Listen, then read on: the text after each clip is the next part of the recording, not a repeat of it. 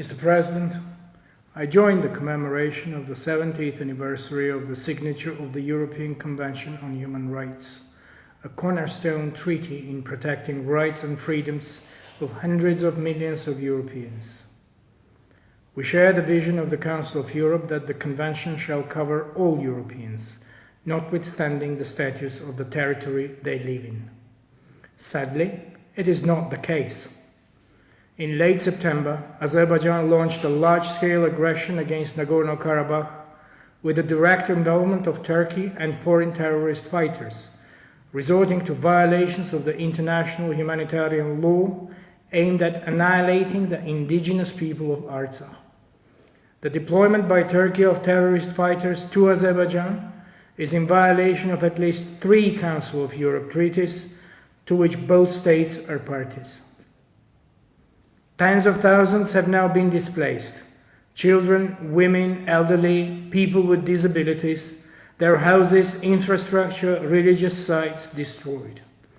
The ill treatment and execution of prisoners of war by Azerbaijani armed forces and its terrorist allies constitute serious war crimes. This was acknowledged by the United Nations High Commissioner for Human Rights, who expressed serious concerns on summary execution of Armenian prisoners of war by Azerbaijani troops. Furthermore, Azerbaijani armed forces set on fire forests with the use of white phosphorus, contradicting our recent efforts related to environment and human rights. There is a humanitarian crisis in Artsakh, just as the Secretary General warned.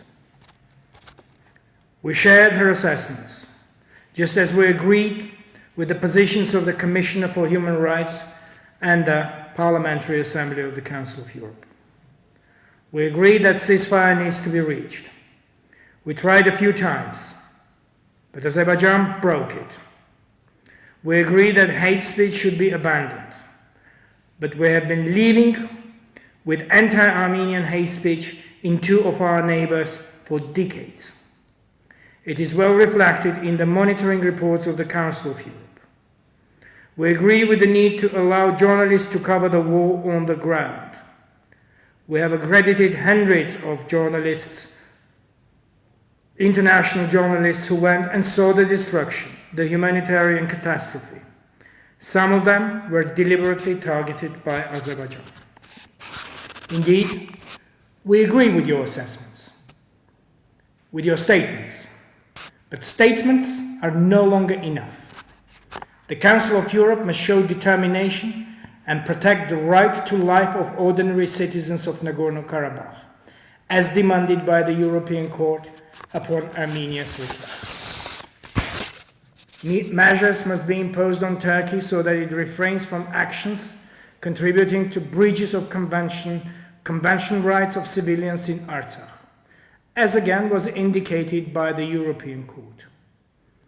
Turkey's destabilizing role in the Eastern Mediterranean, in North Africa, in the Middle East, and now in the South Caucasus should be addressed.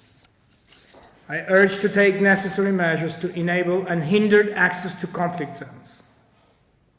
I urge the Committee of Ministers to take bold steps and be worthy of the legacy of the founding fathers of the Council of Europe. The legacy of peace and prosperity, of greater unity in Europe. But the inability to express a position on an ongoing war or even acknowledging the sanitary needs of people living in conflict zones testifies to its deep crisis. The committee must take actions or it is doomed to be obsolete. Like Armenia, Azerbaijan undertook a commitment to resolve Nagorno-Karabakh conflict by peaceful means while acceding to the Council of Europe. Azerbaijan is now in breach of this commitment and openly admits that it intends to solve the conflict by force. The organization must address this violation. This is a defining time for the world order. Multilateralism was invented to achieve global peace. Today, multilateralism is in crisis. Its future depends on greater unity of each individual state, and that is the aim of the Council of Europe. We all have our share of responsibility to this end, and we must act soon. The opposite is a crisis, a moral crisis and a crisis of values for the Council of Europe. Thank you.